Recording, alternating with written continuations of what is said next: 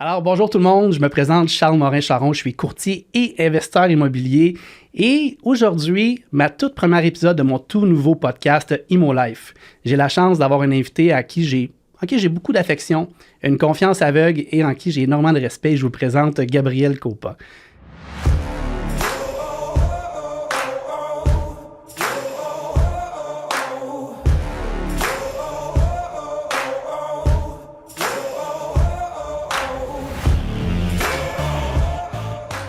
Cet épisode d'ImoLife vous est présenté par Morin et Associés, courtier immobilier. Gabriel, merci beaucoup d'être mon cobaye aujourd'hui.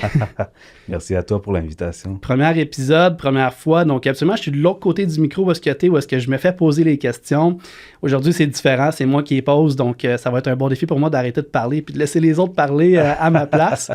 Je t'explique un peu, en fait, le jeu. Okay, de où est-ce que vient ImoLife? Pourquoi est-ce que j'en suis venu à l'idée de partir un podcast? Puis Dieu sait qu'il y en a des podcasts immobiliers. En fait, en gros, on commençait par le nom du podcast qui est ImoLife. Donc, les gens vont peut-être confondre, tu sais, IMO, E-M-O, Life, qui est peut-être un terme que tu as déjà entendu il y a très longtemps. Tu sais, les gens qui t'habillent en noir, des spikes. Ça dit quelque chose que je te dis là, les IMO? Oui, c'est un trend, tu sais. Oui, c'est genre un trend qu'il y avait très longtemps. Puis là, évidemment, le IMO, c'est I-M-M-O, Life pour immobilier, évidemment. Et puis, l'idée m'est venue parce que je me rends compte que les investisseurs immobiliers, ça ressemble beaucoup à les IMO dans le temps. Je ne vais pas dire un trend, mais c'est plus un style de vie. Quand je parle de style de vie, c'est que, tu sais, mettons exemple, si tu étais un IMO, les cheveux noirs, tu étais au Canada, tu allais en Espagne, on avait des genres de valeurs, un style de vie très similaire, puis on se rejoignait sur beaucoup de points. Puis je trouve que quand on regarde dans le monde d'investissement immobilier, c'est le même principe. Tu sais, dès que tu mets deux investisseurs immobiliers ensemble, ça se met à se connecter, ça se met à parler. Pourquoi? Parce qu'ils ont souvent des styles de vie, des valeurs, des visions qui sont très semblables, puis ça en fait un peu une genre de clique. Tu sais, tu regardes au Québec, tu as souvent remarqué, il y a beaucoup d'événements, c'est tout le temps le même monde. Tout le temps le même monde. Puis j'avais envie un peu d'ouvrir les portes de ce monde qui est dit un peu exclusif, mais qui ne l'est pas.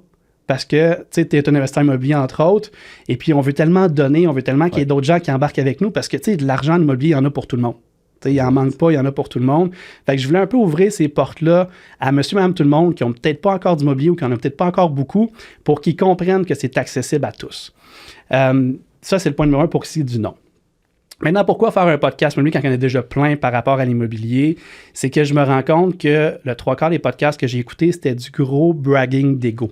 On invitait quelqu'un, puis là, il comptait tous ses bons coups, qu'il avait fait des millions, des ci, des ça. Puis là, moi, j'écoutais ça, je suis comme, hey, c'est inspirant, c'est motivant. Puis là, le lendemain, je suis comme, moi, mais j'ai rien appris. Tu sais, au final, j'ai rien appris à part que le gars, il a 15 Ferrari, il a fait 100 millions, c'est correct, c'est le fun, mais je sais pas plus par où commencer, je sais pas plus comment ce que lui a fait pour se rendre là. Puis à toutes les fois, je me disais, pourquoi est-ce qu'il pose pas telle question? Tu sais, je veux apprendre comment ce qu'il a fait avec ça, mais c'est juste comme, je l'ai rénové, je l'ai revendu 100 000 de plus. Puis c'est comme, ouais, what un peu, là. Tu sais, comment est-ce qu'on le fait concrètement? Fait que je me suis dit que j'allais inviter des gens comme toi, investisseurs immobiliers à temps plein, qui ont du succès, qui vivent de ça, pour qu'on puisse un peu pick ton brain, pour que les gens qui nous écoutent puissent commencer à investir sans avoir besoin de payer nécessairement une formation à 5, 10, 15 000. C'est des formations qui sont très bonnes, je les conseille, mais des fois, on n'a peut-être pas nécessairement les moyens d'aller chercher une formation à 5, 10 000 pour commencer. C'est peut-être l'argent qu'on a pour mettre la mise de fonds. Fait que j'aimerais ça que les gens sortent de chacun de nos podcasts avec des points pour commencer. Toi, Gabriel, en fait, tu es un expert de flip. Entre autres, tu as des blogs, des choses comme ça, mais aujourd'hui, ce que j'avais envie de parler avec toi, c'est surtout de flip. OK, right. J'aimerais ça que, si tu es confortable avec ça, évidemment, on peut diverger, mais tu en as tellement fait, tu en as fait des beaux, j'ai eu la chance de les visiter, j'ai tout le temps été comme moi, fait des beaux projets. Puis, en fait, dis-nous un petit peu, c'est quoi ton parcours? Tu sais, avant d'être investisseur, as-tu fait d'autres choses? Brièvement, tu viens de où pour que les gens voient que tu n'es pas nécessairement né de l'immobilier dans la bouche, là, tu sais? Tu vois, c'est vraiment une question que je me fais poser souvent. Puis la réponse épate tout le temps les gens. Tout le temps. Parce que j'ai commencé, moi, à la base, je voulais être médecin. Back in the days, quand j'avais 18 ans, toute ma jeunesse, là. Puis là, tu vois, j'ai fait un bac à l'Université McGill en sciences de la nutrition. Puis ça, c'était comme ma porte d'entrée pour entrer vers la médecine. Là, j'ai appliqué, quand j'ai gradué, j'ai appliqué pour être admis au programme de médecine. Ouais. Puis ça n'a pas marché. Fait que là, je me suis retourné vers la nutrition. Puis je me suis rendu compte que c'était pas vraiment ce qui m'intéressait. Ce qui m'intéressait, puis ça a toujours été de famille, là, tu sais, depuis que je suis enfant, mes parents ont toujours été dans l'immobilier. Fait que je me suis commencé à me pencher sur ce domaine-là. J'ai commencé à ma première acquisition, je l'ai faite avec ma mère. Ça fait 10 ans. En 2013, on commençait à acheter des propriétés comme des triplex, des maisons, puis on les rénovait. On les louait, puis on refinançait par la suite. Fait que ça a vraiment été ma porte d'entrée. Évidemment, à ce moment-là, tu sais, j'avais pas une scène. Fait que c'était les fonds de ma mère qu'on utilisait. Avec du love money qu'on appelle. Avec du love money.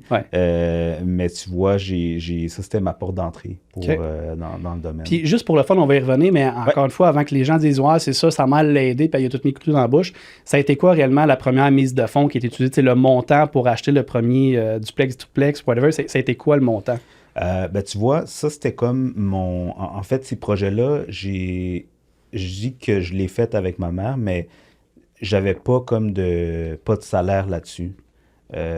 Puis toutes les parts, by the way, de ces projets-là lui appartenaient à elle. Moi, dans le fond, je le faisais en quelque sorte pro bono pour builder mon expérience dans le domaine.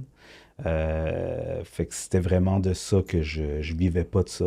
Fait que c'est sûr que même encore aujourd'hui, je suis comme, j'aurais peut-être dû charger de quoi, tu sais, comme au moins un petit salaire ou quelque chose, mais non, tu sais, j'ai vraiment juste me suis dansé dans le tas, puis j'ai appris beaucoup de elle. Mais à ce moment-là, tu vivais comment, mettons, c'était quoi, ton salaire venait de où? Ça venait d'une compagnie de construction. Je l'ai bâti, tu sais, j'ai été chercher ma licence en même temps que j'ai commencé à faire les projets.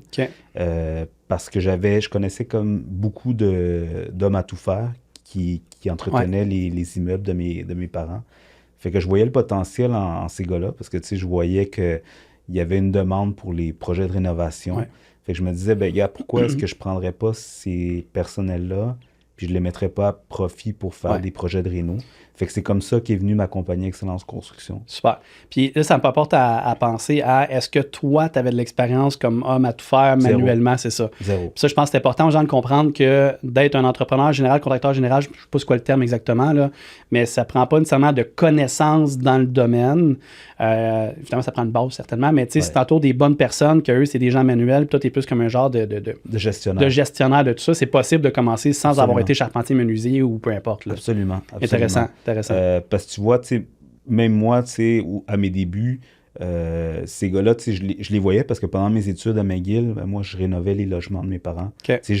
Rénover, peinturer surtout. Puis j'apprenais sur le tas un peu avec ces gars-là.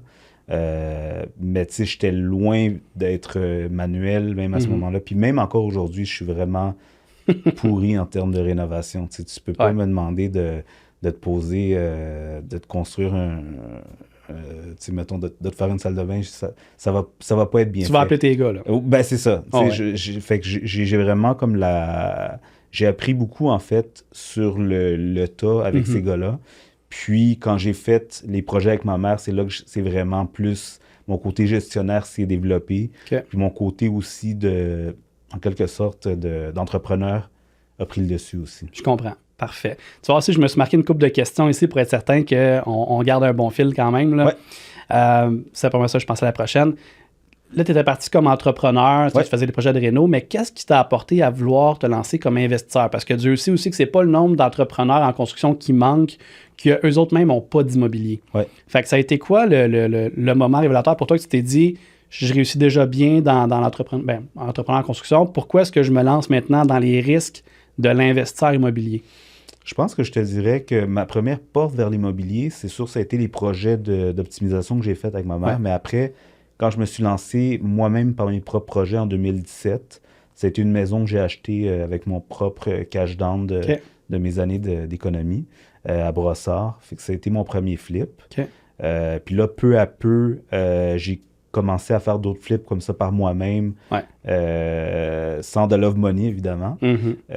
Puis là, tu vois, à partir de un certain moment, j'étais comme...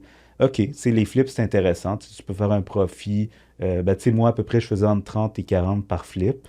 Ce qui est comme correct pour l'énergie c'est une gamme que de je prix de mettais. combien? Tu sais, mettons les flips que tu faisais 30-40 000, on parlait de prix d'achat, prix de vente, ça ressemble à quoi? Ah, ben à ce moment-là, tu sais, j'achetais des maisons à Brossard, mettons, en 250-300 000. Ouais. Fait que, N'oubliez tu sais, pas que c'était en 2016, 2017. Exactement. Ouais. Tu sais, ouais, c'est ça. Fait que, tu sais, c'était rien comparé aujourd'hui, tu sais. Fait que, puis même à ce moment-là, tu sais, quand je vendais mes projets, je disais, hey, c'est proche du REM, tu sais. Puis le REM n'était même pas là, tu sais. Ouais. Puis on en parlait déjà à ce moment-là. Fait que le monde était comme, OK, ouais, le REM, mais c'était pas un grand intérêt. Maintenant, ça l'est. Ouais. Mais c'est ça m'est arrivé peu à peu. Là, après, j'ai transitionné un petit peu plus vers les flips haut de gamme à Saint-Lambert.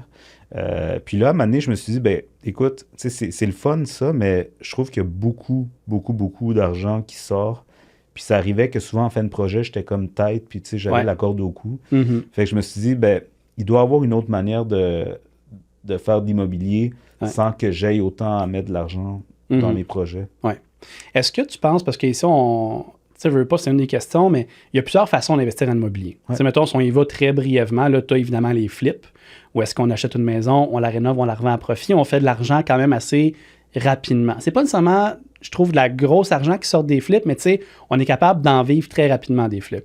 Évidemment, là, on parle, entre autres, parce que la vraie richesse se crée, c'est dans le multilogement, l'optimisation de multilogement, mais on le sait souvent, avant qu'on commence à vivre de nos multis, ça peut prendre 5, 10 ans, 15 ans avant qu'on commence vraiment à en vivre. Évidemment, il y a plein de stratégies pour en vivre plus rapidement, mais ça sera peut-être pour un autre épisode, mais tu sais, juste que les gens comprennent qu'il y a plusieurs façons de faire, puis entre autres, la majorité des gens commencent par les flips. Ouais. Les premiers investisseurs vont faire un flip parce qu'évidemment, si tu gagnes 60, mettons, tu gagnes 20$, on va dire 60$, si tu gagnes 20$, c'est dur de commencer à accumuler des mises de fonds pour acheter des plex qui coûtent 1 million, 2 millions, 3 millions, mais c'est quand même facile, par contre, d'acheter une première maison comme tu as fait pour la rénover. On est capable de doubler, tripler notre argent quand même rapidement, parce que pas si on la jette, exemple, propriétaire occupant, on la rénove pendant 1 an.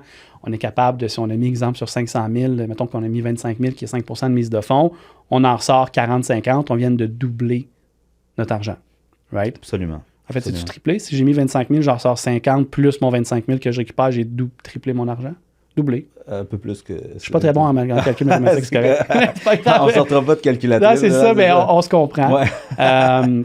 Puis là, on est capable de passer à un prochain projet, peut-être refaire encore peut-être du haut de gamme où est-ce que les profits peuvent venir plus intéressants.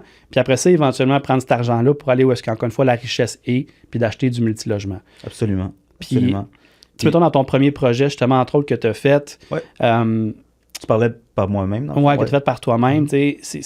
Comment ça s'est passé? Mettons, prix d'achat, qu'est-ce que tu as rénové dedans? Comment ça s'est revendu? Comment ça s'est passé, ce projet-là? J'ai commencé, je te dirais, avant de ce premier projet de flip-là, j'avais fait des formations au club, avec Flip Academy, avec Imo Facile. Fait que, tu sais... Pour ceux qui ne savent pas c'est quoi le club, c'est le Club d'investisseurs immobiliers du Québec, qui est le CQ. Ouais. Juste pour que les gens qui ne connaissent pas les termes. Là, mais, ouais, c'est vrai que... Nous, on est habitués, le club, on sait quoi qu'on parle, mais... Ouais, mais tu vois, c'est ça, c'était mon premier projet. J'avais injecté dessus, si je me rappelle bien, c'était entre 15 et 20 000 à peu près. OK. La mise de fonds. De réno. De réno. De réno, c'est ça. Okay. C'est une maison sur la rue Baillargeon à Brossard. Puis j'avais mis vraiment fait un flip esthétique, comme on dit. Fait que j'avais mis mon équipe là-dedans, puis sablage de plancher, les réparations, peinture, remplacer des luminaires. C'est vraiment cosmétique. Fait que ça a vraiment un profit intéressant. J'avais sorti à l'époque 35 000, si je me souviens pas. Okay. Ça a pris combien de temps? Genre 1 mois et demi à peu près. Okay, 1 mois et demi. Même. C'est ça. Fait que c'est quand même... puis au début, j'étais comme un peu, je te dirais, tu sais, quand on commence tout par, premier projet, tout par soi-même, c'est comme quand même très stressant, parce que t'as pas, personne ne te pourra épauler si ça se passe mal. Fait que, c'est un premier projet qui était quand même un peu stressant, mais tout s'est bien passé à la fin. Là, okay. Super. Puis t'as-tu... mettons, pour faire rêver un peu les gens, t'as-tu genre un home run, un coup de circuit que tu aimerais nous partager? Dans les flips de maison ou les flips de promesses d'achat? Restons peut-être dans le maison pour l'instant. Ouais. Le promesse d'achat, on pourra en reparler, mais si quelqu'un qui commence à faire du flip de PA, là, ça peut être... OK. Ben, j'ai pas vraiment, en toute franchise, j'ai pas fait de home run. Okay. Ça a été par contre du très constant, tu sais. C'est ça. Okay. C'était comme... Ben, il y en a que j'ai fait 0, là, tu sais, de flip. Fait que, tu sais, j'ai jamais vraiment fait plus que 45 000, 50 000 de profit, là. T'en faisais combien, mettons, en moyenne dans tes grosses années par ça année? Ça variait, tu sais, parce que des fois, tu sais, je prenais des projets de réno de clients, après je faisais mes flips, fait que ça variait. J'ai pas un nombre stable, là, que je peux dire. Là, mais non, super. C'est sûr que quand tu inclus ça dans ta business en même temps, veux pas, tu sais, ton équipe, veux pas, tu as des projets où est-ce que tu n'as aucun risque parce que tu es un entrepreneur, fait que là, c'est le client qui te... Toi, tu factures le client, fait que tu n'as pas de risque. Exactement. Puis de l'autre côté, sûr que tu as un certain risque, ça prend des fonds, puis ça prend du temps aussi. Fait que tes équipes, tu les mets où est-ce que ça peut être peut-être des fois le moins risqué ou le plus payant, tout dépendamment. C'est certain. Exact. Puis je te dirais que c'est toujours, même le risque est toujours présent. Ouais. Même dans les projets de clients, c'est souvent le cas que les clients vont dire « Ah, ben, il y a quelque chose qui s'est mal passé. » Fait que là, il faut que tu injectes des fonds pour réparer. Ça fait partie du risque, mais c'est beaucoup plus... tu as beaucoup plus de risques, c'est sûr, dans un projet immobilier. Parce que là, tu as le domaine du financement, tu as le domaine de la revente, tu as le domaine du projet en tant que tel, des rénaux. Ouais. Fait qu'il y a tellement de volets dans un projet de flip que faut quand même, je te dirais, se lancer là-dedans sans avoir d'expérience, ça risque d'être un petit peu rock'n'roll. Oui. Mais aussi, je pense que l'erreur que les gens font souvent, c'est qu'ils veulent, eux, personnellement, avoir l'expérience dans tous les domaines. Ouais. Donc, ils s'attendent à savoir comment faire les planchers, comment faire la cuisine, comment trouver un deal, comment le vendre. Ils veulent tout faire. Puis, moi, je pense que quand je regarde, en fait, les investisseurs à succès, c'est des gens qui délèguent beaucoup. Exactement. Ils font rien, puis souvent, ils connaissent pas grand-chose. Non. Souvent, ils connaissent pas grand-chose, mais dès que, mettons, c'est comme... je m'en souviens, mettons, avec Jean-Yves puis Pat. Ouais. Un moment donné, Jean-Yves m'appelle, puis il y a un méchant gros deal, puis il dit, j'avais aucune idée c'était quoi les chiffres, whatever. Ouais. Fait qu'il dit, j'ai appelé Pat, puis j'ai embarqué Pat dans le deal, puis c'est Pat qui a fait tous les calculs, puis ça a l'air que c'est un bon deal. Ouais. Puis Jean-Yves a embarqué, puis il a juste trouvé quelqu'un qui l'a appelé, hey, j'ai quelque chose à vendre. Ouais. Jean-Yves, t'es comme, aucune idée de quoi tu me parles, appelle quelqu'un qui se connaît, puis... Fait que je pense que le point numéro 1, peut-être pour les gens qui veulent commencer, c'est pas de faire toutes les formations pas possibles. C'est bien s'entourer. C'est de bien s'entourer. Ouais. Mais mettons, quelqu'un qui commence mettons, on va faire du flip. Tu sais, je reviens beaucoup au flip parce que soit le flip ou, mettons, ça peut être un premier duplex qu'on achète comme propriétaire occupant, mais quelqu'un qui veut commencer plus vite, le flip, je pense que ça reste une belle opportunité. Absolument. C'est quoi que tu as de besoin, mettons, pour commencer? Je dirais un bon entrepreneur de confiance. Tu sais, quelqu'un qui va avoir à cœur, mettons, ton succès aussi, puis pas juste te biller pour te biller, parce que ça peut monter très, très cher, les projets de réno. Fait quelqu'un, tu sais, un entrepreneur qui peut vraiment te conseiller tout le long du projet, puis qui peut, mettons tu sais, t'es rendu au volet salle de bain, ben, tu sais, qui va anticiper, hey, tu sais, derrière ton mur de douche, c'est sûr que y a de la moisissure ou peu importe. Fait que, tu sais, prépare-toi un budget ici. Tu sais, ça fait des années que, mettons, que qu'il y a de la moisissure, fait que ça peut avoir coulé aussi en bas, ton plywood peut être pourri, fait que c'est quelqu'un qui va vraiment bien te conseiller, puis qui va, comme je te dis, c'est qui va vouloir que tu fasses de l'argent aussi dans ton projet. Oui, 100%. Parce que je veux pas en même temps, tu sais, moi je travaille beaucoup comme ça dans ma business, où est-ce que je regarde tout le temps pour le long terme. Parce que ça coûte tout le temps plus cher de trouver un nouveau client que de refaire de la business avec un ancien client. Absolument. T'sais. Fait que pour moi, des fois, je mets énormément de temps à m'occuper de ma clientèle actuelle, puis des fois, je leur en donne plus que je le devrais, mais que je le sais sur le long terme, ça va me revenir parce qu'ils vont refaire affaire avec moi tout le temps et tout. Je pense que c'est dans le même principe, c'est de trouver l'entrepreneur en construction qui pense de la même façon. Absolument. L'entrepreneur, ça va te prendre aussi un excellent courtier. Ah. Parce que, moi, je te recommande toujours, c'est que surtout si tu commences, quand tu vas visiter ton projet, emmène ton courtier avec toi, vois le potentiel, c'est quoi le potentiel de revente une fois que tu l'optimises de telle façon. Puis surtout, achète pas une propriété au prix du marché. C'est Jacques Lépine, il dit, le profit se fait à l'achat. Exact. Fait que vise toujours pour au moins un minimum de 70% de la valeur marchande de la propriété. Okay. Fait que si, mettons, ta propriété elle vaut 1 million, telle qu'elle, paye-la pas plus que 700 000. Moi, c'est ma règle de pouce, 70%. Puis là, il ne faut pas oublier, on parle de propriétés qui ont besoin d'amour. Hein, parce que là, je vois les gens dire, voyons donc, acheter une propriété à 70% ratio pré-valeur. On parle souvent d'une maison qui a besoin d'amour. C'est des vieux cabinets qui datent des années 50. C'est une fondation qui a peut-être besoin d'un peu d'amour parce que ça coule un peu. Fait que c'est une genre de maison qui n'a pas beaucoup d'attrait pour les acheteurs. Surtout aujourd'hui où est-ce qu'on paye tellement cher à taux d'intérêt puis en prix qu'on cherche tout du clé en main. Moi, je le vois en tant que courtier, les propriétés qui ont besoin d'un petit peu d'amour. Là, des fois, c'est peinture, un petit peu de céramique. Il n'y a personne qui a vu la maudite maison. Personne qui a vu, le monde veut du clé en main. Je mets mes meubles, puis encore là, des fois, le monde veut du meublé, tu sais. Puis même, je te dirais, tu sais, je vise vraiment, tu sais, quand j'évalue ma propriété, mettons qu'elle vaut 1 million, c'est telle qu'elle, dans l'état qu'elle est. Ouais. Fait que si elle serait rénovée, elle vaudrait un point que de plus. Fait que, puis tu sais, c'est sûr, ça, c'est le monde, ils disent toujours, ouais, mais non, ça se peut pas trouver ça. Puis là, je leur montre le dernier deal que j'ai fait, que j'ai acheté. Puis là, ils sont comme, comment t'as trouvé ce deal-là? Je suis comme, ben, ça se trouve, quand tu cherches, tu trouves. Puis c'est là la clé de l'immobilier, c'est d'acheter en dessous de la valeur marchande. 100%. Sinon, tu fais pas d'argent en immobilier. T'en fais, mais comme presque pas. Non, c'est ça. Puis tu sais, je pense que ça apporte un bon point aussi parce que moi, je le fais quand même beaucoup. Tu sais, je travaille avec beaucoup d'investisseurs, entre autres. Puis souvent, les gens se basent 100% sur mes connaissances du marché parce qu'évidemment, nous, on a accès à l'information de tant courtier. Vous voyez pas nécessairement qu'est-ce qui s'est vendu. Oui, il y a le registre foncier, mais ça vous donne pas, ça vous donne pas beaucoup d'informations. Fait qu'en tant que courtier, nous, on peut voir exactement, exemple, qu'est-ce qui s'est vendu dans le secteur. On est capable de dire, bon, mais ça vaut, mettons, 500 000 en date d'aujourd'hui. Puis là, je fais une discussion un meeting avec mes clients, puis je leur dis, c'est quoi ton intention de rénovation? Fait qu'ils me disent, je vais faire une cuisine, je vais faire ci, je vais faire ça. Je suis comme, OK, parfait, mais tu vas la faire comment ta cuisine? Tes planchers vont être quelle couleur? Parce que moi, je le sais, ce que les acheteurs cherchent sur le marché, parce que je passe mes journées à visiter des maisons avec des acheteurs. Fait que là, je vais le conseiller. Je vais dire, tes planchers foncés, mettons, c'est plus Pinterest, c'est plus ça qui est trendy. Vas-y dans telle couleur, puis là, puis je suis comme, OK, ça va coûter combien faire ça? Mettons qu'il me semble coûter 200 000 faire ça. Fait que, OK, 500 000 plus 200. Là, je vais très brièvement, pas de taxes de mutation et autres, là, mais parce que parfois, on arrive à 700. Plus, mettons, un buffer peut-être de 50 parce qu'on trouve la moisissure, whatever. T'sais. On arrive à 750. Fait que là, je lui montre les comparables vendus dans le secteur. Ça, c'est important, on se dit comparables vendus, ça a été vendu. C'est pas qu'est-ce qui est à vendre. Exactement. C'est ce qui est vendu. Exactement. Puis là, je vais lui montrer, ils ont demandé tel prix, ça s'est vendu en tant de temps. Regarde la rénovation qui avait été faite, ça. Puis ça s'est vendu, mettons, 800. Fait que là, tu vois qu'on a un profit potentiel de 50 000. Encore une fois, je fais des chiffres de programme, là, il faut qu'on calcule la commission, puis ça, mais on s'entend qu'on fait un breakdown très, très précis. Je te dirais, il y a beaucoup d'investisseurs, l'erreur qu'ils font, c'est qu'ils vont trop complexes. Ils analysent trop de data, plus que ça avance, puis plus que, tu sais, je parle avec des investisseurs à succès, des millionnaires, tu sais, le plus simple possible. Vas-y, garde le big picture in mind, coût d'achat, réno. Mets-toi comme un global, tu sais, mais commence pas à perdre du détail avec des petites affaires, sinon t'avances pas. Moi, c'est qu'est-ce que je fais maintenant.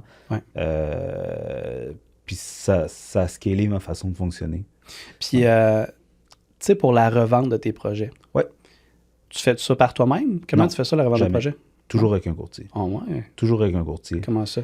Parce que tu peux aller chercher plus avec un courtier. OK. Là, ça a l'air stagé, puis le monde va penser que je te donne une enveloppe brune, là, mais là, je parle à tout le monde en passant. Là, si vous saviez à quel point que tous les investisseurs immobiliers à succès, là, je parle pas de Joe Blow qui commence, que lui se pense meilleur qu'il y a 2 immeubles, ceux qui ont des centaines de portes, des milliers de portes, ceux qui font des centaines de flips, font tous affaire avec des courtiers immobiliers. Absolument. Pourtant, s'il y a des gens qui connaissent l'immobilier, c'est eux autres.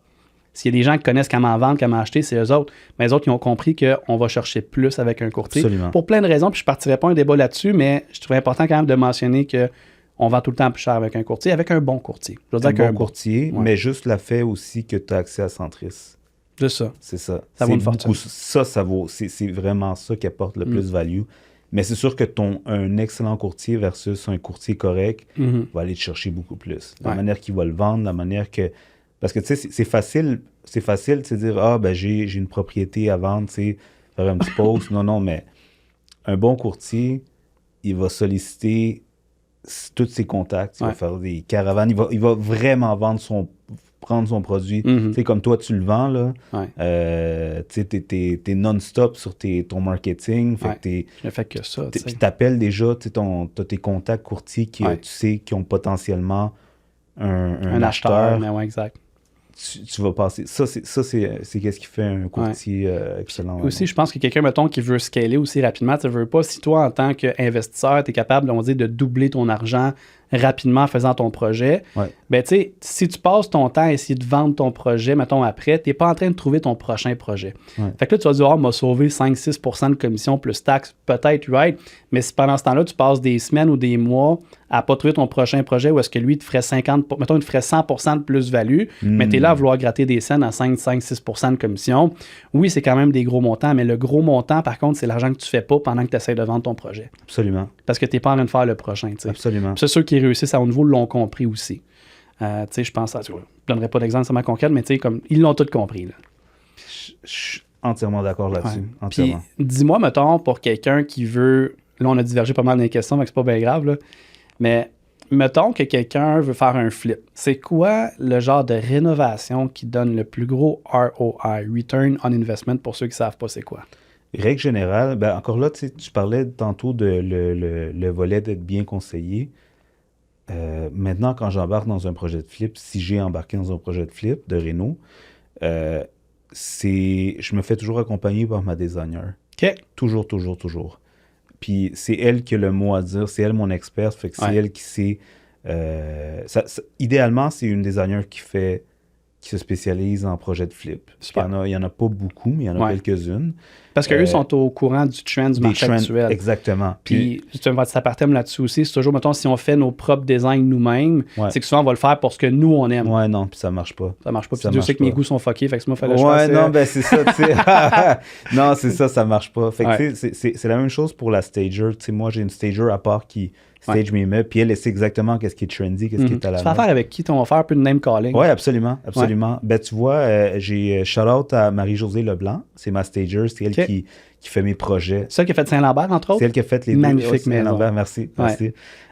J'ai aussi la designer, j'ai fait affaire avec Roxane Joly.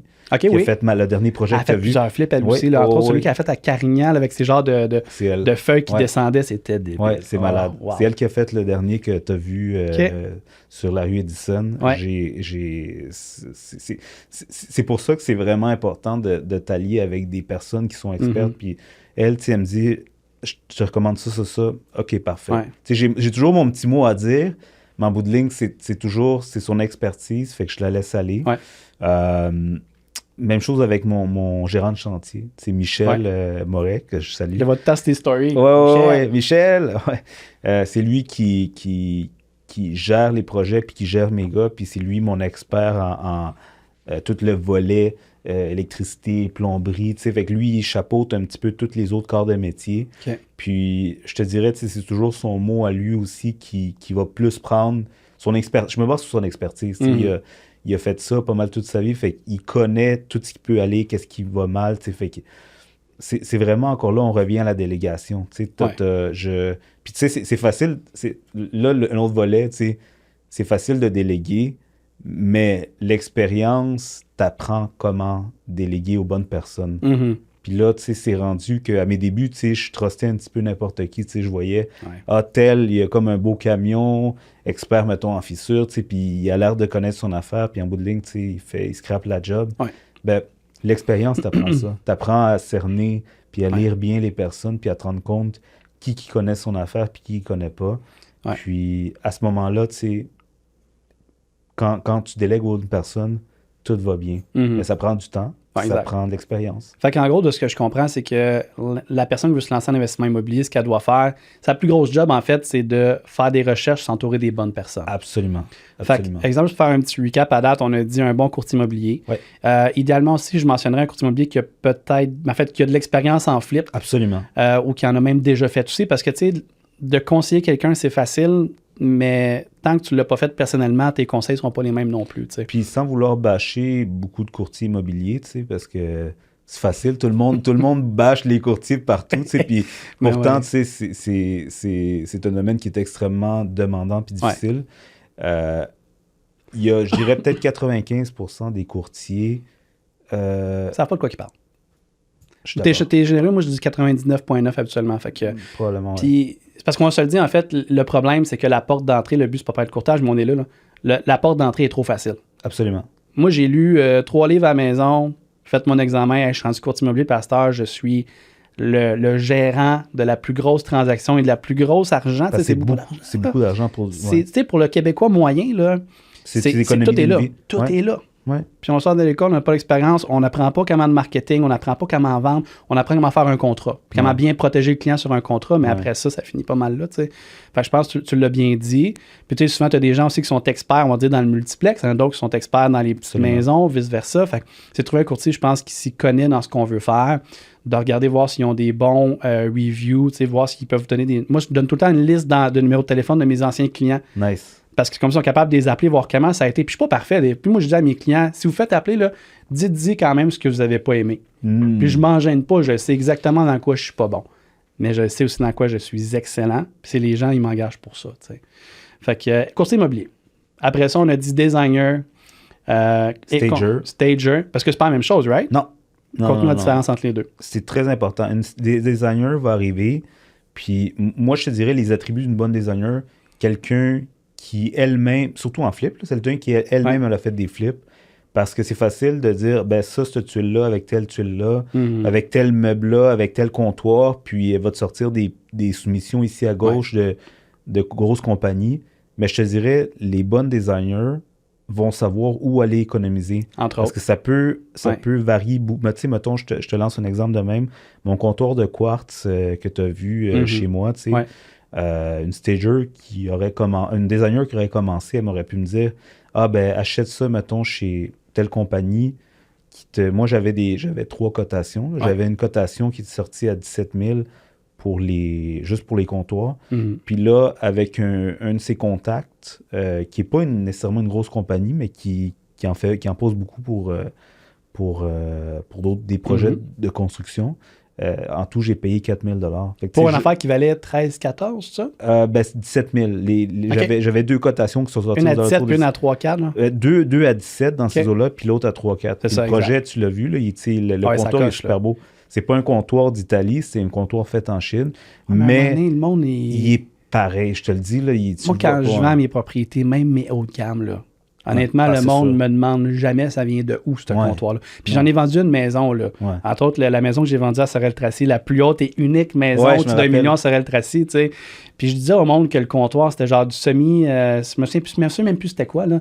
Mais genre, ça venait d'un endroit fucky où est-ce que j'avais de la misère à dire le nom tout fait. Puis le monde était comme, OK, mais quand je mets une polonne dessus, ça brûle-tu? Là, j'étais comme... Je sais pas, on ne laissera pas à 100 000 le comptoir, mais je sais pas, tu sais, je veux dire. Mais au final, j'ai comme le monde s'en foutait, mais tu sais. Puis les designers, je pense que ce qui est bon là-dedans, ceux qui se font des flips, justement, ils savent exactement ce que le monde aime. Puis ça, c'est important parce que Dieu sait aussi que j'ai beaucoup de gens qui ont rénové leur maison à leur goût à eux.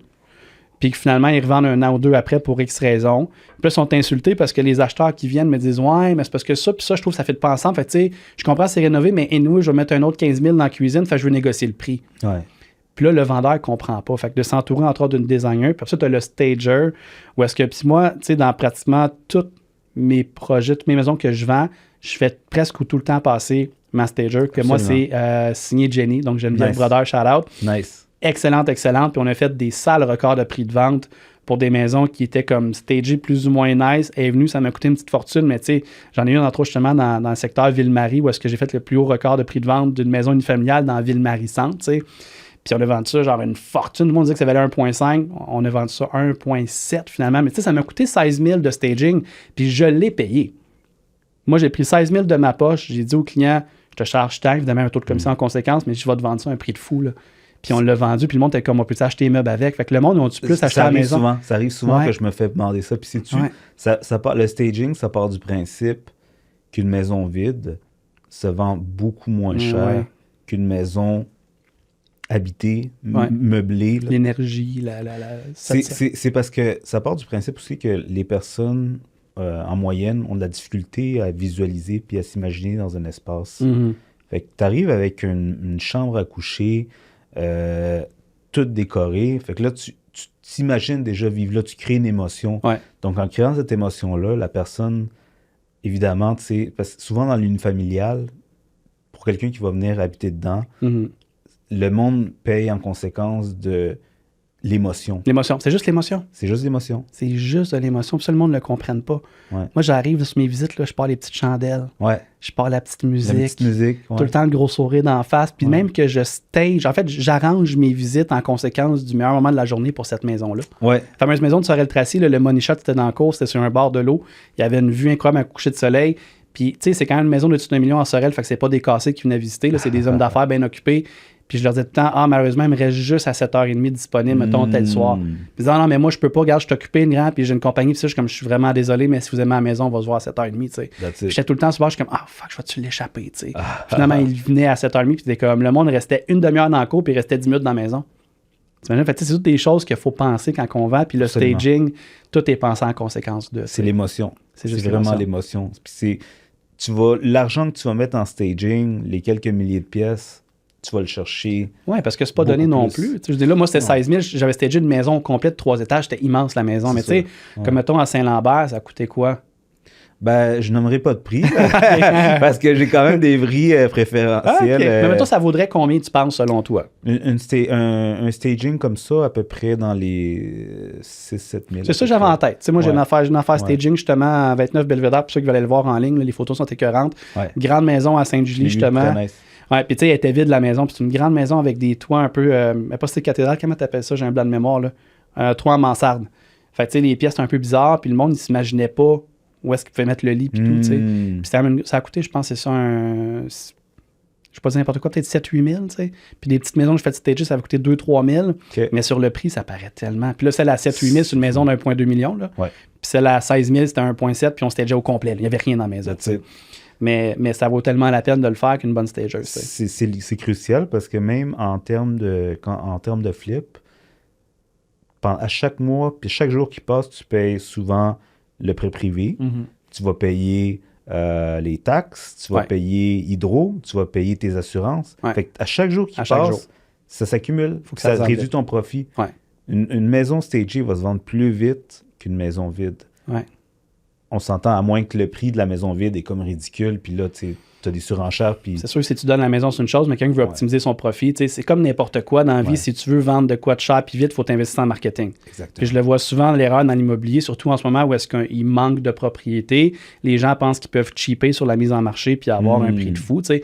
Puis même pendant COVID, mettons 1 an ou 2, souvent je me faisais dire, mais tu charges trop cher de commission, nous on va prendre celle-là à 2 ou à 3 parce qu'elle va se vendre tout seul la maison. Je suis comme, c'est vrai qu'elle va se vendre tout seul puis elle va se vendre dans le même délai. Mais là, je montrais toutes mes ventes. Je suis comme, pourquoi est-ce que le voisin, mettons, vient de vendre, il affichait 4,75, OK? Pourquoi est-ce que lui a vendu 500 000 en 3 jours? Puis tu me dis, mais c'est malade, c'est 25 000 de plus, je suis comme parfait. Ouais. Mais pourquoi est-ce que moi, je viens de vendre 550 en 3 jours aussi? La même maison, c'est des maisons de ville identiques vendues en même temps. Qu'est-ce qui explique que moi, j'ai vendu plus cher que lui, admettons? Le vendeur. Ben, le vendeur, mais je ne voudrais pas. On a fait faire du staging. Les photos, j'ai payé une fortune. Ouais. Les vidéos, le marketing. Après ça, oui, il y a le courtier, réseau de contacts, la manière que je vends. Ben, le courtier, c'est lui qui a orchestré tout le staging, tout ça. Fait que, quand tu dis, il y a un dicton dans la vie qui dit, puis je suis conscient que ton taux de commission, toi, est plus élevé, mais en même temps, tu vas chercher plus pour ton client. Ouais. Fait qu'en bout de ligne, lui, en bout de ligne, il va être content de le payer ce pourcentage de plus, puis toi, tu vas avoir plus. La différence entre le prix et le coût. Exactement.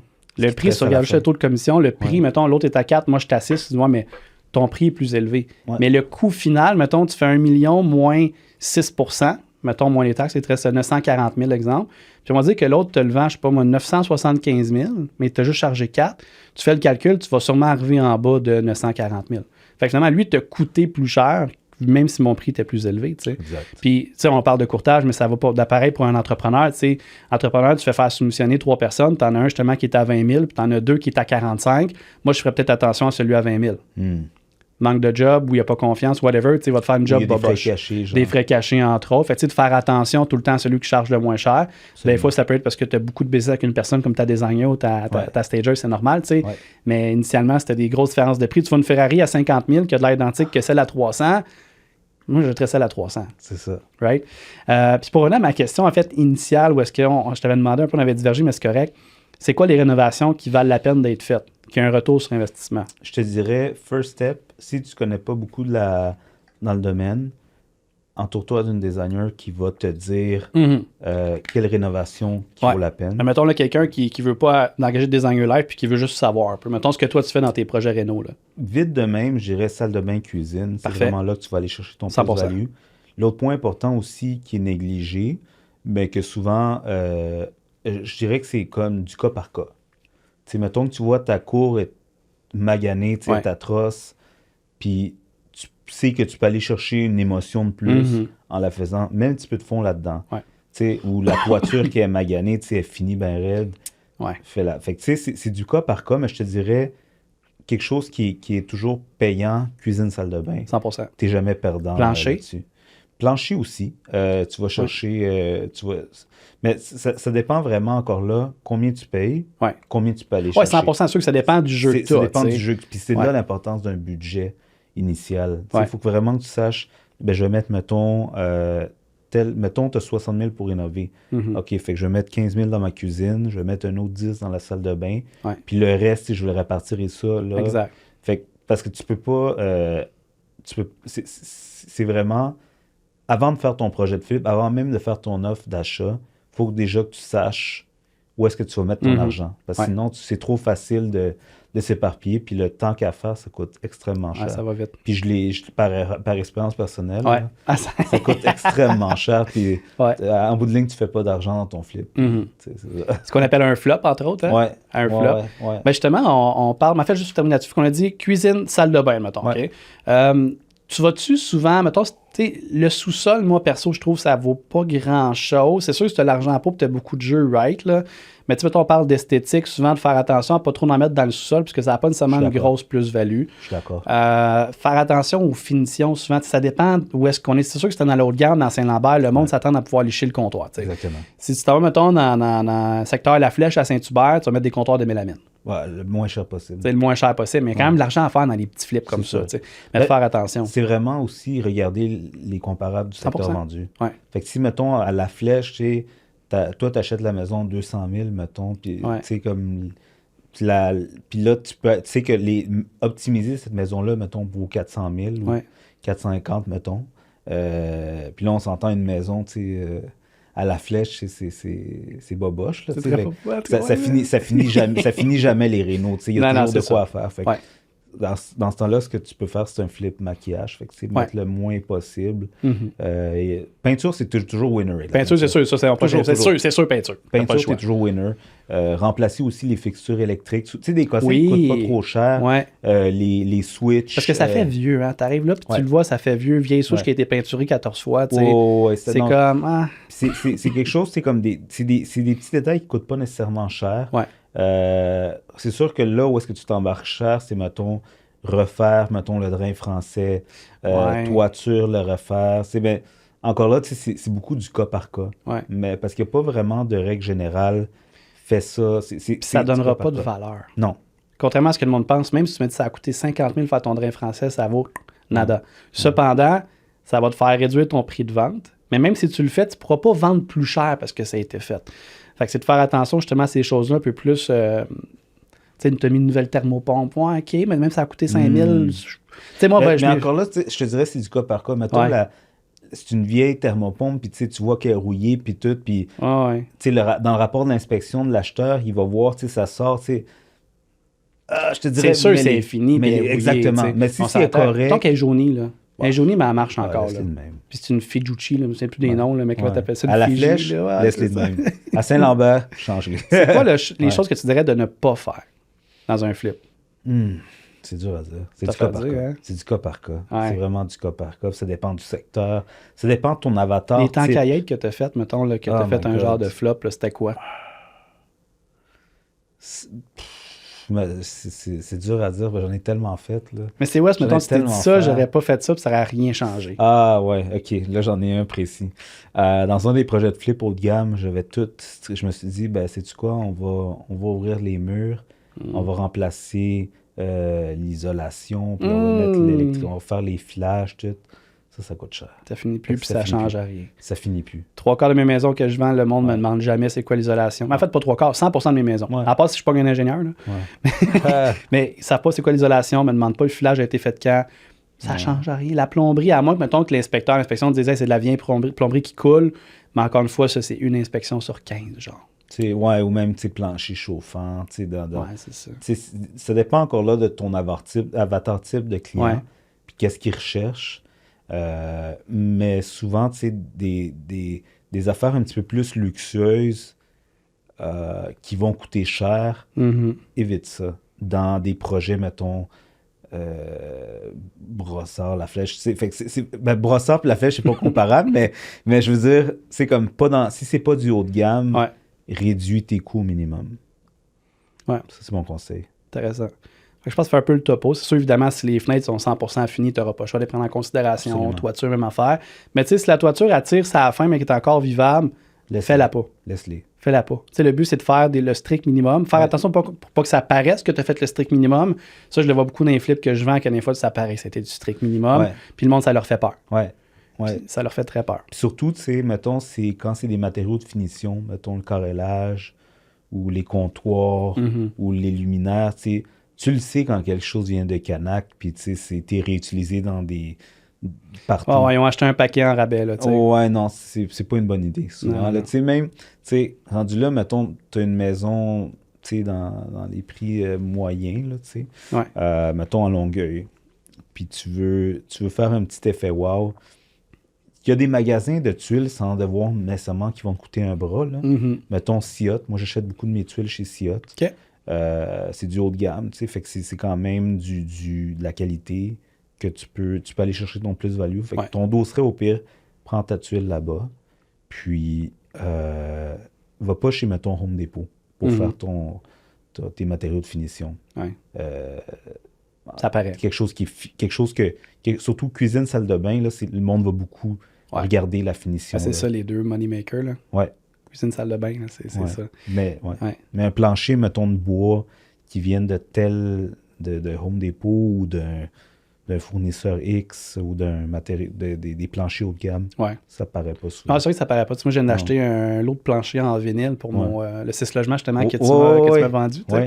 Puis j'ai acheté ça pas cher. Je pense que ça chez Rona. C'est une affaire vraiment cheap, pas cher. Puis le monde, c'est non bien beau comme plancher. C'est en bois, je commence, c'est en vinyle. Puis j'ai vraiment peur. Bref. Fait que ça donne un exemple aussi, mais c'est sûr, quand tu tombes dans les finitions cuisine, choses comme ça, les portes qui ferment un peu mal et tout, c'était très important. Ça paraît. Le monde les teste, les portes. Là. Tu sais, quand ils visitent, là, ils ouvrent. Mes tailleurs kickers, eux autres, que je les appelle, là, ils essayent tout. Ils donnent un petit coup, voir si ça l'arrête avant, pour réveiller le kit qui dort. Là. C'est correct de faire ses recherches puis de faire ses... Puis dis-moi, fait que là, on a parlé de ça, parfait. Fait que je pense que ça fait un bon topo de qu'est-ce qui est à faire, qu'est-ce qui est à pas faire. Mais le plus important, je pense, c'est que le courtier immobilier va être capable de dire regarde les comparables vendus, ils ont tous des planchers de vinyle, ils ont vendu tel prix, il va pas me mettre des planches en bois parce qu'il n'y a jamais personne qui en a vendu avec des planches en bois. Même encore aujourd'hui, aussitôt que je fais un projet, avant de faire le projet, je demande au courtier qui va le vendre. J'ai dit qu'est-ce que tu ferais ici? Exact. Qu'est-ce qu'on ferait pas? Après ça, tu donnes ça à ta designer. Ta designer va prendre un peu les idées du courtier. On fait un petit brainstorm ensemble. Parfait. En fait, souvent, les deux, ils visitent en même temps. Puis avec moi, je rentre chantier. Toute la gang. Parfait. Puis après ça, évidemment, on a ça. Puis après ça, ce qui reste à faire, c'est l'inspection. C'est quoi les points importants à regarder sur une inspection, selon toi? C'est quoi où est-ce que le flop peut venir vite en tabarouette, là? My God, ça dépend des projets. Ça dépend des projets. Mais je te dirais, moi, avant même de faire une offre, j'emmène mon inspecteur avec moi. OK, intéressant. Je le déguise comme mon partenaire, mon associé.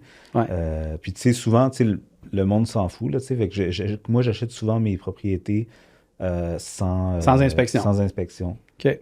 Je recommande pas à quelqu'un qui commence à faire ça. Mais moi, souvent, on parlait des transactions. Jusqu'à maintenant, j'en ai fait 25 en tout dans ma carrière. C'est pas énormément beaucoup, mais c'est un petit bagage. L'humilité, là. Fait que... non, est-ce que c'est énorme, 25 transactions? Là? Mais la plupart là-dedans que j'ai acheté, c'est hors marché. Pas sans courtier. Il y en a quelques-uns, mais ils ont tous été revendus avec des courtiers, par exemple. Évidemment. Mais c'est pas compliqué. Hein? Moi, je suis tout le temps... Où est-ce que tu vas trouver tes meilleurs deals? C'est sur du proprio puis hors marché. Hors marché, absolument. Moi, des fois, j'ai mes clients qui cherchent un deal. Si tu cherches une maison pour y habiter puis tu t'en fous de l'argent, là, tu vas acheter une belle maison pour avoir de troubles, magasine avec un courtier. Je veux dire. Mais si tu es un investisseur qui cherche de quoi de pas cher, va sur du proprio, puis va hors marché. Le hors marché est un peu plus compliqué pour quelqu'un qui ne sait pas comment s'y prendre. Ouais. Mais tu sais, hors marché, ça peut être justement d'appeler plusieurs courtiers pour leur dire, si jamais tu as une propriété dans tel secteur, tu me le diras. Nous, on va être plus que contents. Puis tu sais, évidemment, le but, c'est de protéger le vendeur. Mais si le vendeur, lui, moi, ça m'est arrivé plein de fois, des vendeurs qui m'ont dit, ça me dérange pas de la donner, la maison de parenthèse, je veux juste pas gérer 150 visites. Tu sais, quelqu'un qui a payé 35 000 sa maison, qui vaut 500 aujourd'hui, là, qui a vendu 4,75 ou 500, honnêtement, le bonhomme, ça ne change pas grand-chose dans sa vie. Exactement. Ça m'est arrivé plein de fois, tu sais. Puis c'est souvent ce qu'ils vont chercher, tout dépendant de ton avatar type de vendeur, mais souvent, à un certain âge, la valeur que tu peux aller chercher, le montant d'argent équivaut pas à la paix d'esprit qu'il y a. 100%. Fait que si, mettons, tu emmènes un acheteur qui peut y donner 50 000 de plus versus un acheteur qui achète content, qui achète sans inspection, il dit, laisse faire le 50 000, je veux la paix d'esprit, puis je veux ça. Ouais. Puis c'est souvent là que moi, je vais faire mes deals, parce que quand j'achète sans garantie légale, sans inspection. Ça vaut de l'argent, c'est une garantie légale. Ça peut valoir jusqu'à 5 à 10 % potentiellement de la valeur de la maison. Absolument, absolument. Puis sans évidemment, j'enlève tous les blocages qu'on peut avoir, puis sans financement aussi. Oui, exact. Fait que, dans le fond, moi, je facilite la transaction, puis c'est comme ça que je close. Exact. Les deals en marché. Combien de fois est-ce que j'ai eu des offres absolument incroyables, mais qu'il y avait justement un financement que j'étais comme, il me semble que le financement, il y a de l'air un peu sketch. Ouais. Là, j'ai une inspection avec un long délai. Puis là, moi, je dis tout le temps à mon client, honnêtement, là, c'est trop beau pour être vrai. Genre. Je dis, moi, si j'étais vous autres, je prendrais potentiellement l'offre à 100 000 de moins. Tu sais, évidemment, on parle d'une grosse maison, c'est pas 100 000 sur 300, là. Mais comme que soit qu'il n'y a pas d'inspection ou qu'il y en a une, mais que je sens que j'ai un bon feeling avec les acheteurs puis l'inspection dans un délai rapide, ou est-ce que je vois qu'il y a une bonne mise de fonds ou qu'il n'y a pas de comptant, tu sais, puis que moi, je cesse tout le temps mes clients, tu sais, quand les acheteurs qui viennent, là, puis je cesse les courtiers aussi. Puis combien de fois est-ce que j'ai dit, moi, vous le dire, l'offre est écœurante sur eux autres, mais j'ai pas un bon feeling avec eux, tu sais, par expérience, puis moi, je gérais avec eux autres. Parce que tu sais que ça va bretter puis ça va vendre parce que c'est à toutes les fois qu'ils prennent celui qui est payant. Les personnes qui font pas souvent des transactions, des vendeurs souvent, ils vont dire mais non, c'est correct, j'aime mieux prendre celui qui offre plus, puis après, ben on verra. Ouais, ça finit tout le temps moins. Exactement. Puis même souvent, l'acheteur en bout de ligne, la vente ne se conclut pas. Fait que là, les vendeurs sont comme déçus, ils disent, Chris, comment ça n'a pas marché? J'aurais dû. Ouais, c'est ça. J'aurais dû m'écouter, Gérald. Ouais, c'est ça. Fait que là, ils passent à un autre acheteur, puis là, même... Mais là, c'est mort après ça. Ouais. J'ai en avoir une récemment où est-ce que justement, accepté l'offre la plus haute. Finalement, ça n'a pas marché. À l'inspection, ils ont demandé des prix ridicules, genre une petite toiture qui mesure rien, qui est censée coûter 3 000, me demandait 20 000 $ de réduction pour la toiture qui coûte 3 000. Je suis comme, ça marche pas, tu sais. Finalement, on dit, regarde, on va pas de l'avant, arrêter. Puis le temps que je rappelle l'autre acheteur qui était parti ailleurs. Ouais. Puis là, je remets sur le marché. Là, quand je remets sur le marché, ce que je me fais dire, c'est mais pourquoi que l'autre n'a pas acheté? Exactement. Puis là, ça sonne des cloches partout, puis essayer de trouver le poteau rose. Brûlée. C'est brûlé. Fait que là, finalement, je finis par vendre beaucoup moins cher parce que le monde vient de reculons, puis quand ils sont là, ils disent non, c'est sûr qu'il y a quelque chose que je comprends pas, le courtier me bullshit. Mais je dis non, c'est juste la toiture, c'est juste 3 000. Finalement, on s'entend sur un prix à 50 000 de moins, quand que l'autre aurait fait un prix à 25 000 de plus. Exactement. Fait que, c'est de là l'importance d'être bien entouré avec un courtier compétent. Parce que si ton courtier dit il n'a pas d'expérience, puis il dit prends celle qui est plus intéressante, il est solide financièrement, puis tout. OK, tu vas te guider à lui. Puis là, après, pour X raisons, en bout de ligne, le financement s'abrette, trop de conditions, trop de problèmes, ta propriété est brûlée. Puis après, tu vas aller chercher moins après. C'est ça. Même principe pour les gens qui veulent demander trop cher. Quand tu restes trop longtemps sur le marché, même si tu reviens au prix du marché après 2-3 mois, tu vas finir par vendre moins cher tout le temps parce que tu t'es brûlé. Cours 101, courtage immobilier, comment revendre et tout. On parlait, juste voir, en fait, parce que là, mon timer, il a arrêté là-bas, juste checker, voir. Fait comment le tape, pas con. Absolument. Yes. OK, c'est bon. On est chill? Ouais, on est chill. Okay. On va commencer à closer tranquillement, parce que moi, s'il y a quelque chose qui m'énerve, c'est des podcasts trop longs. Parfait. Mais c'est super intéressant, encore une fois, merci d'être là. Je suis sûr que les gens vont vraiment aimer ce qu'on parle. Je voulais peut-être qu'on parle un petit peu de l'aspect financement de la chose. Fait-tu faire un petit recap encore, c'est courtier immobilier, entrepreneur de construction, on a designer, on a la stagers, on a l'inspecteur en bâtiment. Puis là, maintenant, ça prend du financement. Tes financements, toi, first, tu fais affaire avec qui? Tu les prends où? C'est-tu un courtier hypothécaire? C'est-tu une personne spécifique? Dans la règle générale, avec mes flips, j'ai pris du financement privé. Financement privé, parfait. Ouais, good. C'est quoi ça? Parce que, tu sais, souvent, là, moi, je parle de financement privé, puis mettons, ceux qui ne sont pas en immobilier entendent le financement privé, sont malades mentales, les autres, ils payent du 15% d'intérêt, puis jamais je vais faire ça. Puis Le monde ne comprenne pas c'est quoi le financement privé, puis j'aimerais ça qu'on démystifie ça aujourd'hui. Un prêteur privé, c'est vraiment c'est avant tout un partenaire d'affaires qui connaît la game de l'immobilier, qui a fait souvent des projets, eux autres même de flip, d'optimisation. C'est du monde plein qui ont du cash à prêter. Exactement. Puis souvent, c'est même pas leur cash, c'est le cash de quelqu'un d'autre qui leur prête, puis les autres, ils prêtent ce cash-là. Ça me fait penser, je vais inviter Jacques Lépine à parler de comment être un prêteur privé. Nice. Tu vas avoir des bonnes discussions avec lui. Ce qui est, en fait, un prêteur privé, c'est avant tout un partenaire aussi. Parce que vu qu'il met son argent, il veut pas avoir à récupérer ta propriété. Mais est-ce qu'il est copropriétaire avec toi? Ben, en fait, techniquement, tu restes propriétaire de l'immeuble, mais lui, il vient se placer en premier rang sur ton immeuble. Fait que si tu ne payes pas, il ramasse l'immeuble comme une banque. Exactement. Parfait. Fait que juste que les gens comprennent bien que c'est pas... Oui, c'est un partenaire d'affaires avec toi. C'est comme une banque, mais privée. Ouais. Puis, mais tu fais ce que tu fais avec ton projet quelque part. Ouais. Tu sais, lui, il ne dira pas, prends pas cette céramique-là. Là. Non. C'est ça. Tu fais ce que tu veux, mais évidemment, on parle d'un taux d'intérêt quand même plus élevé. Ouais. De combien, mettons, pour le faire? Ça peut varier de 10 à 15 %. Parfait.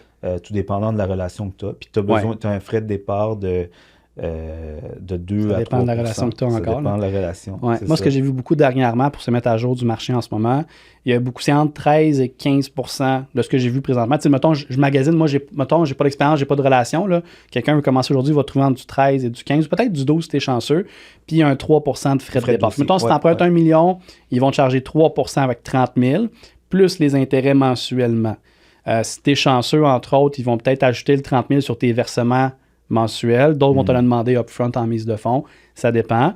Fait que ça coûte quand même cher, mais tu sais, entre faire zéro puis entre faire de l'argent avec les prêteurs privés, ça, c'est une chose. Mais pourquoi est-ce que quelqu'un irait avec un prêteur privé puis pas une banque qui a du... C'est sûr qu'en ce moment, c'est 7-8 %, c'est quasiment rendu du prêt privé, là. Mais c'est quoi l'avantage d'avec une banque, avec un prêteur privé? C'est parce que tu as fait faillite puis t'es un BS ou c'est parce qu'il y a des raisons plus profondes que ça en arrière? Ce que j'aime avec le prêt privé, moi, c'est que tu peux... t'es beaucoup plus... enclin à faire des projets, mettons, d'optimisation. OK. Fait que là, le prêteur privé va te financer, même tout dépendant de la relation que tu as avec lui, puis le collatéral que tu mets, mais il peut même financer les travaux de rénovation, tout dépendant. Fait que si lui, mettons, t'achètes une propriété, mettons, à 600 000, puis tu sais que tu peux l'emmener à 1,2 en faisant, mettons, 100 000 de réno, ben il sait que tu as fait ton profit à l'achat. Il sait que la propriété, mettons, vaut 1 million à 1,1. Fait qu'il sait que déjà à l'achat, tu as fait 400 000. Il va te le financer, tes rénaux. Puis il va même...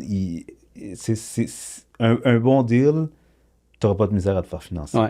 Contrairement à une banque, par exemple, c'est ça. Ils comprendront... ils comprendront, mais ils ne feront pas ce step-là de te financer... même les rénaux, puis tout. Fait que c'est de là l'intérêt à un prêt privé. Puis c'est aussi, tu peux le rembourser, tout dépendant de l'entente que tu as avec lui. Mais tu peux le rembourser aussitôt que tu as fini ton projet. Tu peux le rembourser quand tu veux. Fait que c'est ça qui est intéressant au niveau de... T'as pas comme une méga pénalité comme avec la banque. C'est sûr que, tu sais, mettons, si tu fais avec une banque conventionnelle, puis tu fais du flip, ou mettons, tu as l'intention de peut-être vendre, ces petits trucs pour les gens qui nous écoutent, de toujours y aller en variable. T'sais, mettons que moi, en ce moment, j'ai acheté une maison l'année passée sur du variable, puis je me suis fait dire 15 fois pourquoi tu n'as pas fixé ton taux avec un taux fixe, parce que je le sais que la maison, je la garderai sûrement pas 5 ans. T'sais. Je suis pas en train d'en faire un flip nécessairement, mais je la garderai pas ce temps-là. Fait que le taux variable, c'est que tu vas avoir 3 mois d'intérêt, de pénalité, en fait, d'intérêt. Tandis que le fixe, ils vont faire un calcul un peu scientifique et avec des wizards là-dedans, puis ils vont te donner une facture de 20-30 000 d'un shot. T'sais, dépendamment, ça fait-tu 1 an que tu as le financement ou 5 ans. Fait que si quelqu'un passe avec une banque conventionnelle, de toujours aller avec un variable, même si c'est peut-être pas nécessairement l'aspect le plus intéressant, même si quelqu'un achète une maison qui n'est pas nécessairement un flip, mais tu dis je la regarderai peut-être pas 5 ans, bien, soit de dire OK, je vais prendre soit un taux fixe, mais juste de 1 an, 2 ans ou 3 ans, je ne prendrai pas de chance, ou de prendre un variable 5 ans, mais au moins si tu vends la maison avant, ben, tu n'auras pas une grosse pénalité. Maintenant que le prêteur privé, comme tu l'as bien dit tantôt, tu sais, juste faire un petit recap avec des mots différents un peu, c'est que eux autres, mettons, même si... Parce que la banque ne veut pas, elle va te donner un maximum de ce que ça vaut. Absolument. Puis, par exemple, mettons, la maison vaut 1 million, ben la banque, elle va te dire, il faut que tu me donnes soit 20 % de mise de fonds. Fait que là, tu es à 200 000 de mise de fonds, tu tombes à 800 000 de financement. Ou ils vont te dire, achète-la SCHL, on va dire. Avec l'assurance, fait que là, tu peux mettre moins de mise de fonds, mettons 5 % de mise de fonds. Tu tombes avec juste 50 000 de mise de fonds. Moi, mon premier flip, je l'ai acheté SCHL comme propriétaire occupant. Okay? Nice. Sauf qu'avec ça, par contre, ça vient avec des frais. Parce que pas, si tu achètes SCHL, 5% de mise de fonds, si tu rembourses ton prêt avant puis le kit, tu as des gros frais reliés à l'assurance. Fait que ça, c'est des grosses dépenses à prendre en compte. C'est sûr que si tu n'as pas l'argent, tu n'as pas 200 000 de mise de fonds, ça vaut la peine de le faire quand même et de faire des bons calculs. Prêteur privé, comme tu as dit, lui peut même te financer des fois jusqu'à 100%. Absolument. Même incluant tes rénaux. Fait que tu payes 1 million, mettons, ça te coûte 200 000 de rénaux, mais lui, il sait que ça vaut 1,5, exemple, il va te financer 1,2. Absolument. Fait que quelqu'un qui n'a pas de mise de fonds ou qui ne veut pas nécessairement en mettre, des fois, il y a des gens qui préfèrent faire moins de profit, mais pas mettre de leur argent dedans. Pourquoi? Parce qu'ils sont peut-être dans d'autres projets en même temps, ça pourrait en faire plus. Ouais. Les gros, tu sais, tu en as plein de gros investisseurs là, qui sont leveragés à côté. Oui, puis ils ne mettent pas de leur argent. Tu fais de l'argent avec l'immobilier, c'est vraiment faire de l'argent avec l'argent des autres. Ouais. Puis ça, c'est ce que j'ai appris, moi, avec les années. C'est tough, avant que ça rentre. Oui, c'est tough. C'est tough. Ça prend être à côté jusqu'au cou, puis avoir de la misère à payer tes affaires. Puis là, tout est gelé dans tes projets. Fait comment tu fais pour vivre? Ben, ça prend ça aussi. C'est à un moment donné, quand tu passes par là, tu es comme, OK, ben, je vais réduire mes risques, puis essayer de mettre le moins d'argent possible que j'ai de mon argent. Oui, exact. Fait que ça devient intéressant. C'est quelqu'un qui veut commencer. Tu sais, les gens pensent souvent que ça prend de l'argent pour commencer. Les gens pensent souvent que ça prend beaucoup de connaissances. Mais tu sais, au final, pour faire un genre de recap sur notre conversation d'aujourd'hui, ce que ça prend, c'est un bon réseau. Ça prend un deal. Ça prend un deal. C'est sûr que ça prend un deal. Mais le deal vient de où? Souvent, il peut venir de tes réseaux de contacts. Tu sais, si tu fais affaire avec des designers, tu fais affaire avec des courtiers, tu fais affaire avec des entrepreneurs. On appelle ça, comment il appelle ça, Jacques Lépine, le soleil de l'abondance. Ben, c'est de faire des petits coups un peu partout, tu sais. Moi, je pense entre autres à un moment donné, en début d'année, je voulais acheter un autre bloc, tu sais. Puis je me suis dit, il faudrait bien que j'aille faire mon soleil de l'abondance. Puis là, on s'est rencontrés à la soirée mensuelle du Club investisseur immobilier du Québec. Puis ce soir-là, tu as shooté, hey, j'ai un deal, une PA à revendre. Pour ceux qui ne savent pas ce qu'est une PA à revendre, c'est que tu as une promesse d'achat acceptée sur un immeuble. Puis finalement, ben, pour plein de raisons différentes, tu regardes, on revend la PA avec profit, évidemment. Puis, c'est un bon deal, ça fait que je suis allé te voir, je garde, je l'achète. Finalement, je l'ai acheté.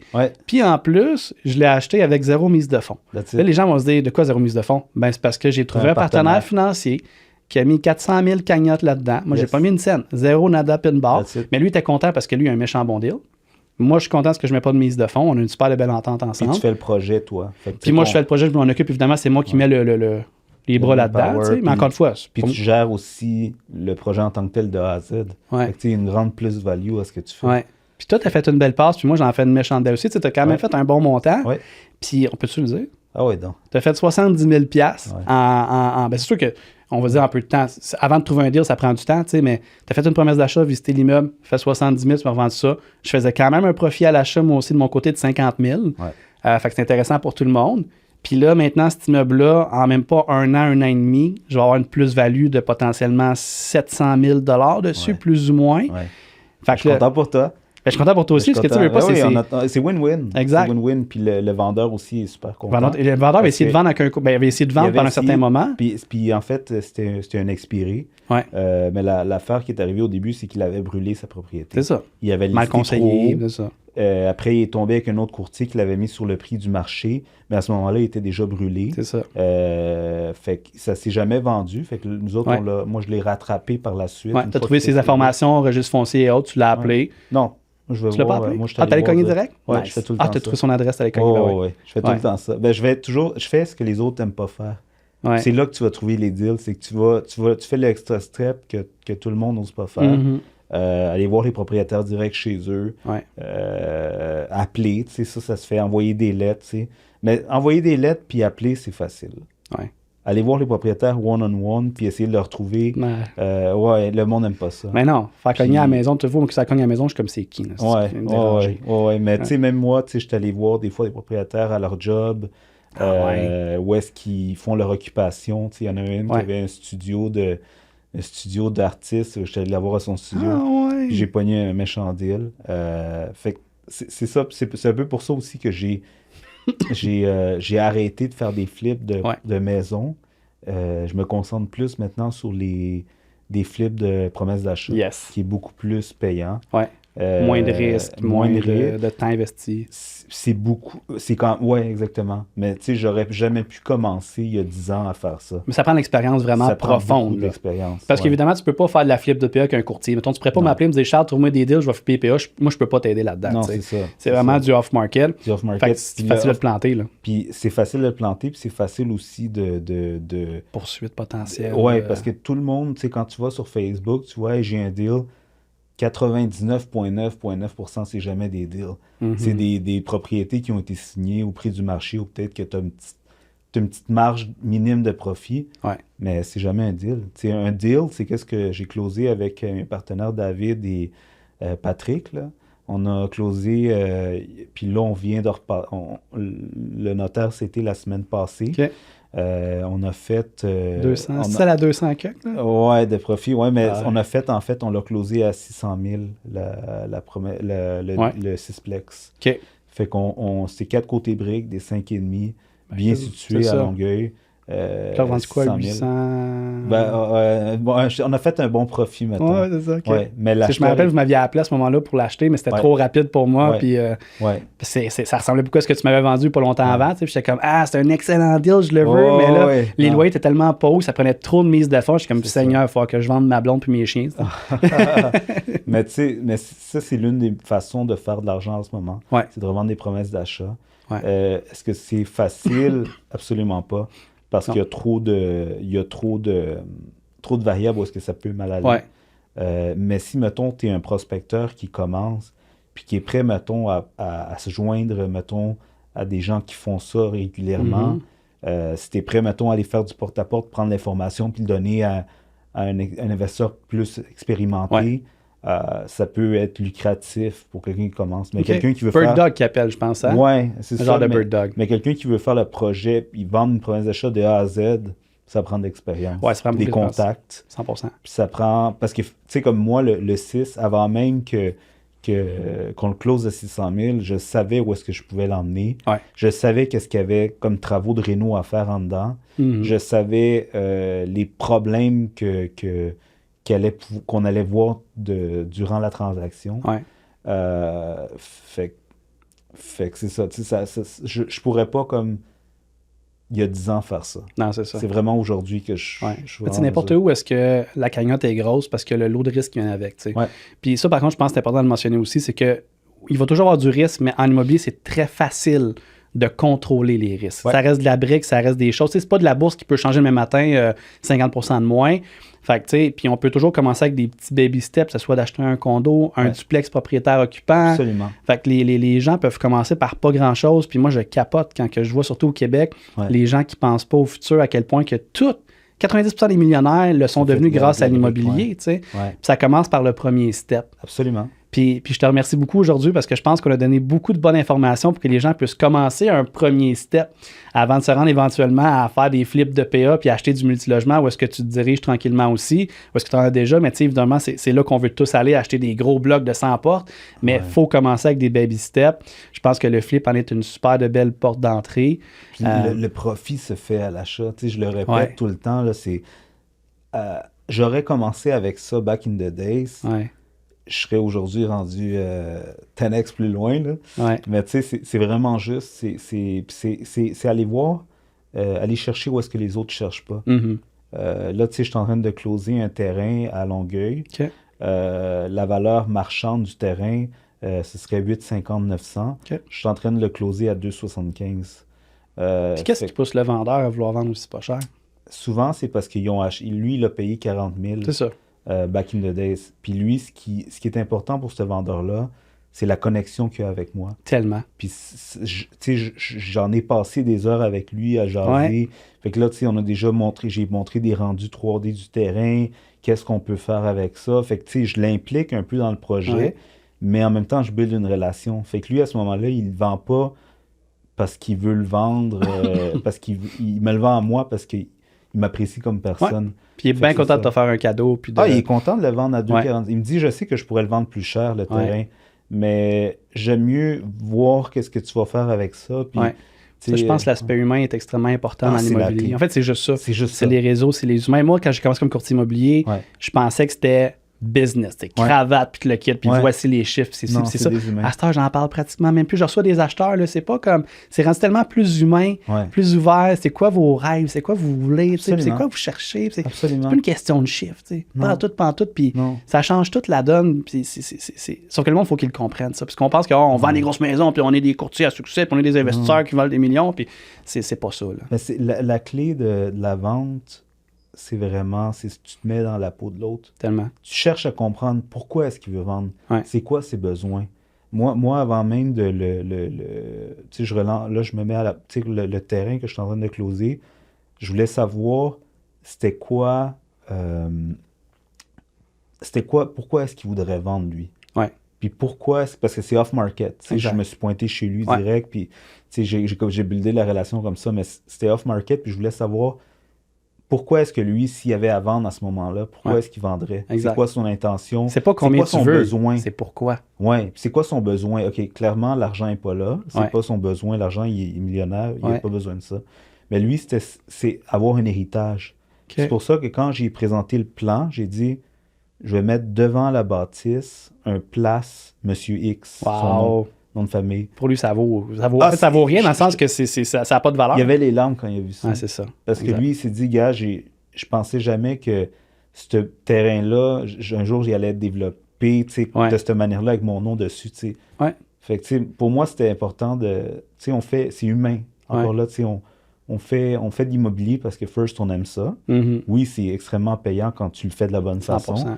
Mais aussi parce qu'on peut faire une belle différence. Y a-t-il beaucoup de choses dans la vie, tu penses, où est-ce que tu peux faire autant de cash puis faire autant de différence dans la vie du monde? Je sais pas. Je pense pas. Je sais pas. Je pense pas. C'est autant côté investissement que côté courtage immobilier, c'est la même chose aussi. Moi, au final, je vois tellement pas échec de commission. Je vois juste mes clients qui sont heureux. Ma vraie paye, c'est quand ils me réfèrent non-stop. Ils se battent pour moi sur les réseaux sociaux, dire genre, t'es un con d'appeler quelqu'un d'autre que Charles. Ça, c'est ma vraie paye. Au final, c'est sûr que les chèques viennent avec, c'est normal. Mais dès que j'ai changé ma mentalité, que j'étais comme, je veux aider les gens, au lieu de faire comme, hey, je veux être numéro 1, parce que tu peux pas, si tu veux être numéro 1, les gens passent en deuxième. Exact. Puis là, depuis que je veux juste aider les gens, c'est drôle, je me ramasse tout le temps ailleurs, Ça revient à la base que dans la vie, ça c'est un quote que j'avais lu qui disait la vie, c'est comme c'est vraiment un employeur. Elle va te demander ce que tu lui demandes de te payer. Fait que si tu demandes, je veux ça, tel pourcentage, c'est ça que la vie va te payer. Tu vas trouver une manière de le matérialiser. Fait que ça, c'est un changement de mindset. Qu'il faut que, quand tu focuses sur qu'est-ce que tu veux, puis pas qu'est-ce qui te fait peur, parce que ça amène pas de bonnes choses. Quand tu focuses sur qu'est-ce que tu veux, puis qu'est-ce que t'exiges à la vie de te payer ça, c'est exactement ça que tu vas avoir. 100%. Ouais. Ça finit sur une belle note, tout ça. Encore une fois, un gros merci. Question pour toi, en fait, pour terminer. Est-ce que tu fais encore t'es-tu encore entrepreneur en construction?